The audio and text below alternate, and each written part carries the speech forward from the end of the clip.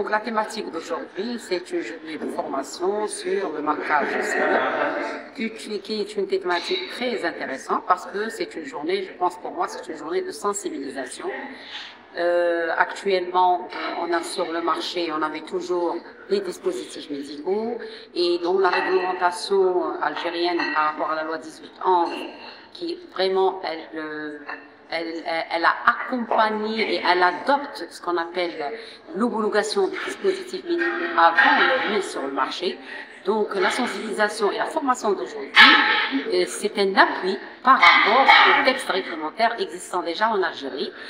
qui va permettre bien sûr aux praticiens de santé et aussi bien sûr aux patients d'avoir des produits de qualité,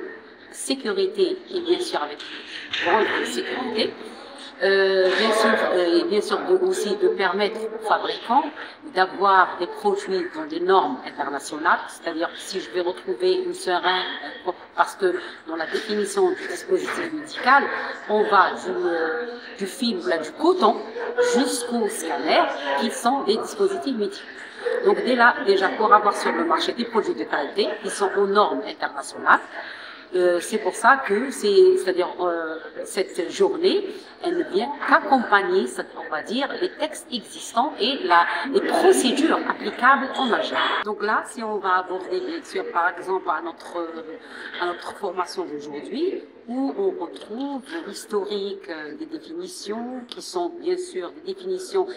qui sont pratiquées chez nous, avec lesquelles il y a une chose aussi qui est très importante, c'est l'accompagnement de ces procédures avec l'exercice sur le terrain, c'est-à-dire le contrôle, les laboratoires de contrôle pour accompagner, on va dire, l'efficacité et les qualités des produits qu'on utilise, aussi